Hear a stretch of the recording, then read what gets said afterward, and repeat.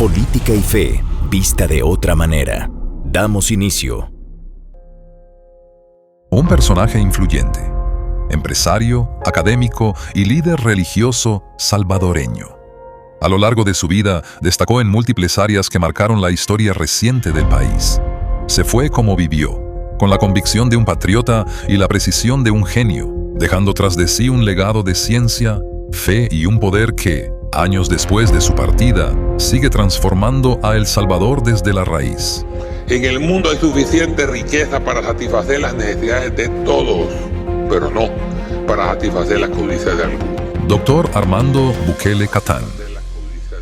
Dicen que hay historias que comienzan antes del nacimiento de un hombre. Historias que no se escriben en papeles, sino en el polvo de caminos milenarios. En ciudades que cargan profecías y en nombres que vienen desde la arena, desde el desierto hasta el corazón de un pequeño país llamado El Salvador. Y a veces, sin que nadie lo note, de Belén emerge un linaje que siglos después volverá a hablar, pero ya no en hebreo ni en arameo, sino en español. Y desde Centroamérica. En una entrevista, el presidente Nayib Bukele dijo algo que para la mayoría pasó desapercibido, pero para quienes conocen las historias bíblicas encendió todas las alarmas proféticas. Quise conocer Belén, donde nació mi abuelita, y donde nació Jesús. Y luego añadió, mi abuelo era de Jerusalén, mi abuela de Belén, territorio palestino. Un presidente latinoamericano con raíces directas en la misma tierra donde nació Jesús, en la misma ciudad mencionada por los profetas del Antiguo Testamento, en la misma región donde comienzan los relatos de exilio, redención y salvación. Esta es la historia que nadie se atrevió a contar. La historia de una familia palestina y de un linaje exiliado y de un destino improbable, y de cómo ese linaje llega a liderar el país más pequeño del continente en uno de sus momentos más oscuros, para luego transformarlo por completo. Un relato bíblico en pleno siglo XXI, un éxodo, una profecía y una revolución. Este es un video sobre el ascenso del hijo de Belén, que llegó a San Salvador para reescribir la historia. ¡Damos inicio! Apoya tu canal de Fe y Política. Ahora puedes hypear nuestros videos y ayudarnos a crecer. Cada vez que hypeas un video, le das un impulso extra para sus visualizaciones y aparezca en más recomendaciones. ¿Cómo hacerlo? Es muy fácil. Busca el botón hypear dentro del video en tu móvil, dale tu apoyo con puntos y listo. Ya estás ayudando a que este contenido llegue más lejos. Cada semana puedes apoyar varios videos. Ayúdanos y danos ese empujón. Belén no es una ciudad cualquiera, es un símbolo universal. Para los cristianos es tierra sagrada, para los palestinos es un hogar ancestral, para los historiadores es un punto de quiebre entre eras. Pero para Nayib Armando Bukele es su linaje, es su sangre. Su abuela paterna nació ahí, en esa ciudad pequeña, humilde, pero cargada de significados. Belén significa casa del pan, el lugar donde nació quien sería llamado el pan de vida. Yo soy el pan de vida. El que a mí viene nunca tendrá hambre. ¿Casualidad? ¿Coincidencia? ¿O una pieza más dentro de una historia mayor que todavía no terminamos de comprender? La Biblia narra que de Belén saldría un líder, un pastor para un pueblo perdido. Pero tú, Belén Efrata, pequeña para estar entre las familias de Judá, de ti me saldrá el que será Señor en Israel. Y aunque esto pertenece al terreno espiritual, hay paralelos históricos que llaman la atención, porque para comprender el presente hay que mirar el origen. El abuelo paterno de Bukele nació en Jerusalén, una ciudad que no es solo geografía, sino símbolo de lucha, fe y resistencia. A inicios del siglo XX, la región vivía tensiones profundas, transición del Imperio Otomano, pobreza, conflicto, migraciones forzadas y miles de familias árabes, cristianas y musulmanas dejaron Palestina buscando paz y oportunidades. Entre ellas, la familia Bukele. Llegaron a El Salvador sin idioma, sin dinero y sin privilegios. Solo con sus manos y sus sueños. Vendían telas especiales. Trabajaban de sol a sol. Eran llamados turcos. Eran vistos con desconfianza. Pero poco a poco levantaron negocios y prosperaron y desde luego construyeron un hogar a miles de kilómetros de Belén. El Salvador recibió a los migrantes palestinos en un momento histórico complejo. Era un país desigual, inestable, pero lleno de oportunidades para quienes se atrevieran a luchar. Y lucharon. La familia Bukele se levantó mediante comercio, emprendimiento y trabajo incansable. Décadas después, ese esfuerzo daría frutos impensables. Uno de esos descendientes, Nayib, llegaría a la presidencia, pero antes de eso el linaje enfrentaría otro giro histórico. Aquí la historia toma un matiz casi profético. El padre del presidente Armando Bukele Catán nació dentro de una familia cristiana palestina, pero en los años 80, tras una búsqueda espiritual profunda, se convirtió al Islam. Fundó mezquitas, estableció comunidades, fue líder religioso, pero jamás se desvinculó del respeto por Jesús. Mi madre era de Belén, la ciudad santa donde nació Jesús, y mi padre de Jerusalén, a unas cuadras de la casa donde nació la Virgen María. En sus escritos, Armando Bukele mencionaba que Jesús es un profeta, un maestro y una figura central para su fe. Un hombre que une religiones en una región del mundo, donde suelen dividir. Ese sincretismo espiritual marcó profundamente a Nayib. Su mamá, por otro lado, es católica. ¿Cómo crece un niño rodeado de Biblia, Corán, iglesias y mezquitas? Sí, con una visión diferente del mundo, con una identidad compleja, con una apertura rara en los líderes políticos y sobre todo con una comprensión profunda de lo que significa la palabra pueblo, no desde el privilegio, sino desde la búsqueda espiritual y el trabajo migrante. Nayib Bukele creció viendo cómo su familia prosperaba desde abajo, sin apellidos tradicionales y sin formar parte de la élite salvadoreña. Era diferente, un salvadoreño con rostro árabe, un hijo de palestinos y un joven marcado por múltiples culturas. ¿Cuánta razón tenía el padre del presidente Nayib Bukele? El señor Armando Bukele, un hombre muy visionario, que de una manera educada decía las cosas como eran, haciendo un análisis profundo de la sociedad. En una de las entrevistas que le hicieran cuando Nayib Bukele aún era alcalde de Nuevo Cuscatlán, sobre el tema de la diáspora salvadoreña, dijo con palabras muy sabias el lugar que debían de ocupar los hermanos que hasta este momento se les llamaba lejanos. La diáspora salvadoreña, nuestros hermanos cercanos, porque a mí no me gusta que le llaman lejanos, ustedes están cerca de nuestros corazones, es la base para el buen futuro del país. Sin diáspora, el futuro de El Salvador es más negro de lo que se está viendo ahora. Y necesitamos que el gobierno aquí sea más consecuente con los hermanos cercanos que están viviendo afuera de este país y que están parando el país de ahora. Porque el déficit de la balanza de pagos alcanza y sobra con el dinero de las remesas que mandan nuestros hermanos. Que el país está endeudado porque un gran porcentaje se lo roban aquí, y eso lo vamos a evitar. Eso es lo que tiene que evitarse, que nadie toque un peso. El doctor Armando Bukele aseveraba que con las remesas que la diáspora enviaba al país, la economía estaba segura y en ese sentido había que darle la importancia que estos hermanos, que se fajan en el día a día, merecen. La causa de la pobreza de este país es que el dinero se lo roban, y utilizó una de las frases que se convirtió en el eslogan de la campaña del presidente Nayib Bukele: el dinero alcanza cuando nadie roba. Ustedes valen más que la mayoría de nosotros porque ustedes están mandando dinero para parar este país. Para que abunde vamos a hacer que nadie se lo robe de ahora en adelante. ¿Y cómo ha hecho tanto? Le dice, porque el agua dentro de poco que consiguió va a ser regalada para las comunidades pobres. ¿Y de dónde sale el dinero? Y él dice lo siguiente, yo lo sostengo y lo reafirmo y lo digo públicamente: el dinero sobra cuando nadie se lo roba.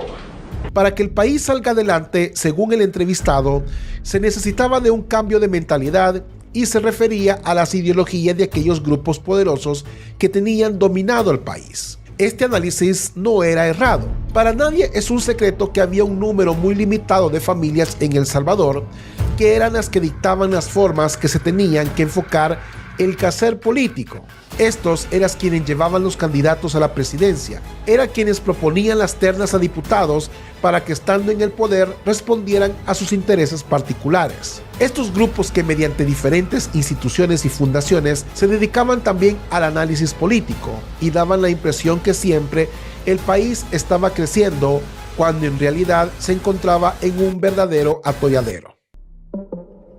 El tema de la diáspora fue una de las deudas a la que nunca le pusieron el interés que se debía. Eso explica el por qué año con año los índices de migración iban en ascenso. El Salvador se podía ver desde dos direcciones: el que tenía los centros comerciales, que ya sabemos a qué familias pertenecían, y El Salvador de las champas, que estaban frente a los centros comerciales, el de las calles de tierra que nunca eran intervenidas. El voto para los hermanos de la diáspora nunca fue importante para los legisladores, puesto que esto se veía como una inversión, o mejor dicho, el costo que representaba, el cual no producía una ganancia. Pero claro, cuando presentaban los balances anuales del crecimiento de la economía, ahí sí tenían valor la diáspora. Eran unas remesas las que mantenían a flote la economía. En el mismo análisis, el panelista exponía que uno de los problemas por los que no se podía cambiar de mentalidad eran los medios de comunicación que vendían las noticias que ellos querían que se consumiera.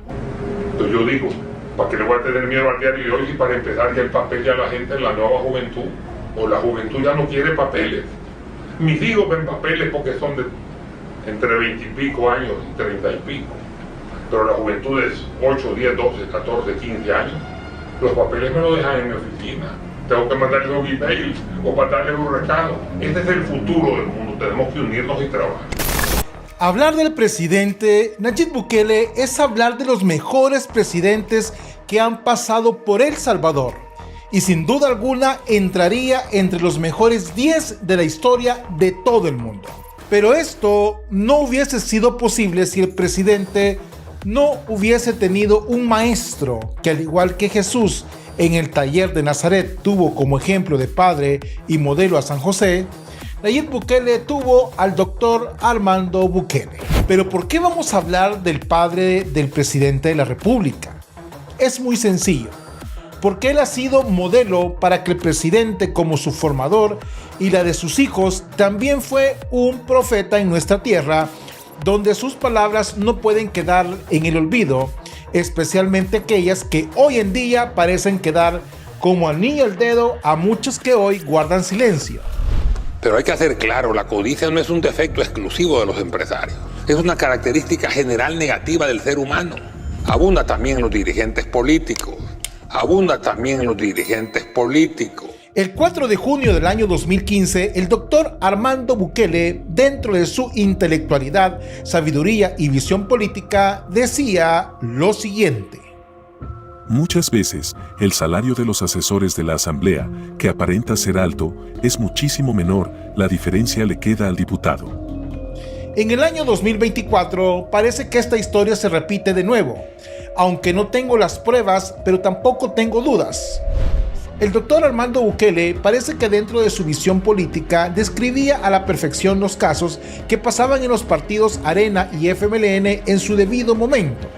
Lamento la posición de los pensantes de derecha y de la cúpula empresarial presionando para que se vuelva y continúe el status quo, que nos ha llevado históricamente a la situación actual. Los ricos más ricos y los pobres más pobres, y que hasta ahora se pretende cambiar. ¿Será que esta práctica aún persiste en la actual Asamblea Legislativa? Curiosamente, el doctor Armando Bukele en ese tiempo, y para ser específico, el 12 de junio del año 2015, dijo lo siguiente. Si los diputados votan en bloque y generalmente levantan la mano por órdenes de su dirigencia, ¿para qué tantos asesores y tantos diputados? Qué curiosas palabras y tan acertadas que hoy en día deberíamos de hacer la misma pregunta. ¿Por qué realmente, si son un bloque, por qué la contratación de fotógrafos? Perdón. ¿Por qué si son un bloque, por qué la contratación de asesores tantos dentro de la Asamblea Legislativa? Estos asesores, que me imagino serán eminencias dentro de sus campos, ¿cuál es el salario que estos reciben? ¿Por qué razón no hacer cumplir las palabras que muchos diputados mencionaron, o ya estando en la silla sirviéndose su bebida carbonatada con micrófono y un botón, hacen que las cosas que prometieron en campaña se les olviden?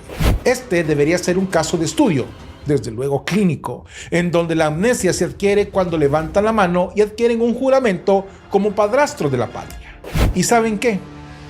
Curiosamente, el mismo 12 de junio del año 2015, el doctor Armando Bukele decía lo siguiente.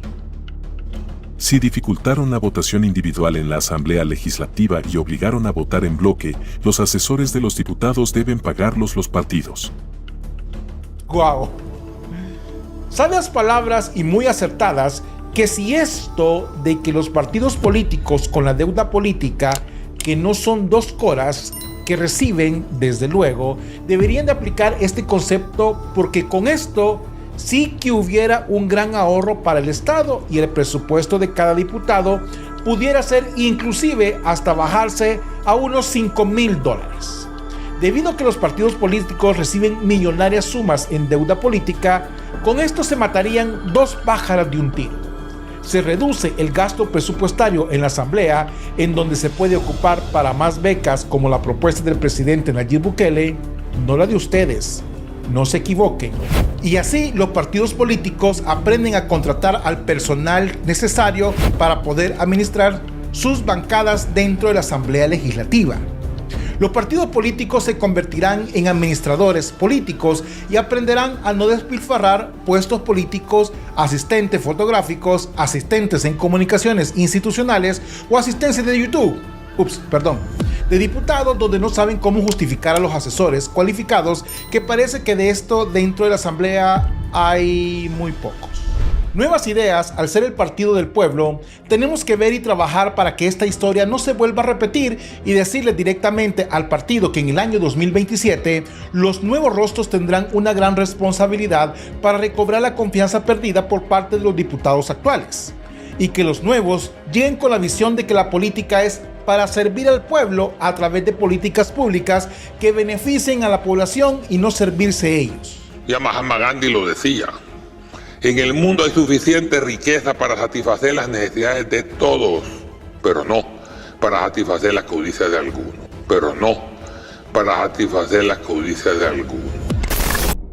En el Palacio Nacional, en el Centro Histórico de San Salvador, el presidente de la República, Nayib Bukele, preside el primer desayuno nacional de oración por El Salvador, en el que participan miembros de la Junta Directiva de Próspera Foundation y líderes religiosos del país. Monseñor Romero, un cristianismo de misa dominical, pero de semanas injustas, no es verdadero cristianismo. La política no es solo votar cada cierto tiempo, es la actividad de quienes gobiernan, pero también de quienes sueñan y luchan por un país mejor. Implica leyes, decisiones, presupuestos, pero sobre todo implica personas, vidas concretas, niños que pueden ir o no a la escuela, familias que pueden vivir seguras o atrapadas por la violencia. Política es todo lo que afecta a la sociedad, desde el precio del pan hasta la paz en las calles. Por eso la política no es ajena a la fe. El Papa Francisco, en la encíclica Fratelli Tutti, dice que la política tan denigrada es una de las formas más preciosas de la caridad, porque busca el bien común. Entonces la fe no puede ser indiferente a la política. Como todos ustedes saben, El Salvador es un país que ha sufrido mucho. Tuvimos 2 guerras, la guerra civil en los 80s y luego la guerra que vino después, que fue más sangrienta aún que la misma guerra civil. Fue la guerra de las pandillas, la dictadura de las pandillas, como yo le llamo. Ellos no solo asesinaron más salvadoreños que los que murieron en la guerra, sino que además tenían secuestrado nuestro país. Ellos eran el verdadero gobierno de este país. El Salvador ha vivido décadas de violencia, de pobreza y de migración forzada. La guerra civil, la dictadura de las pandillas, la corrupción institucionalizada han marcado generaciones. Pero también hemos visto el testimonio de cristianos comprometidos. Monseñor Romero, quien perdió su vida por hablar de las injusticias, por defender a las comunidades de base, los laicos que desde el anonimato trabajaron por la paz y la reconciliación. La historia nos enseña que cuando la fe se hace acción, el país cambia. Monseñor Romero, la Iglesia, defensora de los derechos de Dios, de la dignidad humana, no puede quedarse callada ante tanta abominación. En su discurso, el presidente Bukele reconoce que la transformación de El Salvador no fue solo estrategia, sino gracia de Dios. Pero hubo un fin de semana, y ustedes recordarán, en 2022, donde los pandilleros decidieron arreciar una ofensiva contra el país y contra el gobierno, matando aproximadamente a un salvadoreño cada media hora. Era un día viernes en la noche, nos reunimos en Casa Presidencial, en cada calle, en cada colonia, en cada comunidad, en cada barrio, había pandilleros. En esa reunión que tuvimos, a mí me dijeron personas que gracias a ellos, bueno, gracias a Dios, pero ellos como instrumentos de Dios se logró vencer ese flagelo. Pero en ese momento me dijeron, presidente, vamos a tomar el control de esto, no se preocupe, mañana en la mañana esto ha parado. Cuando yo me desperté a las 10 tenía cientos de mensajes en el celular y teníamos 20 muertos más. Y para serles sincero, yo no sabía qué hacer. Y entonces yo dije, bueno, hagamos una oración. Y oramos, pedimos sabiduría, guía, pero sobre todo pedimos por algo que era mi mayor temor, y era que cuando fuéramos contra ellos, porque íbamos a ir contra ellos independientemente de lo difícil que fuera, nosotros teníamos que ir contra 70,000 de ellos, pero estaban en todos lados. Si ellos le daban la orden a los pandilleros de matar a una persona, hubiéramos tenido 70,000 muertos. Entonces, le pedimos a Dios por guía, le pedimos sabiduría, pero también le pedimos que las bajas humanas fueran mínimas. Sin embargo, estábamos sabedores, o así pensábamos, que serían muchas. Pero no teníamos otra opción. Tomamos la decisión difícil de hacerlo y sabiendo que iba a haber muchas bajas, miles probablemente. No hubo ninguna. Nuestra guerra contra las pandillas no tuvo una tan sola baja civil. Yo no sé cómo explicarlo, más que porque fue la mano de Dios. Y nadie puede dudarlo. Es una prueba fehaciente de que Dios obra cuando se le pide con fe. Ante la peor crisis de violencia, cuando todo parecía perdido, el gobierno oró. Pidieron sabiduría, pidieron protección para los inocentes y el milagro ocurrió. Ningún civil murió en la ofensiva contra las pandillas. Esto no tiene una explicación humana. Presidente Nayib Bukele. Si alguien puede explicarlo, que venga y lo haga, pero nadie puede. Aquí la fe y la política se encontraron. La oración guió las decisiones. La humildad abrió las puertas al milagro. En el Salmo 127 dice que el Señor no construyó la casa en vano. Los que trabajan son los que la edifican. La fe no puede separarse de la política, porque aporta principios fundamentales: dignidad de la persona humana, bien común, solidaridad, preferencia por los pobres. El Salvador ha visto milagros, pero el mayor milagro será que cada uno de nosotros, desde la fe, transformemos nuestra historia. Que así sea. Amén. ¿Y tú? ¿Ya hiciste una oración por nuestro país? Escríbela en los comentarios. Bendiciones, paz y bien. Dios con ustedes. Bienvenido a tu canal Política y Fe, vista de otra manera, con Mau Caballero. Suscríbete, comparte y da clic a la campanita para notificaciones de nuevo contenido.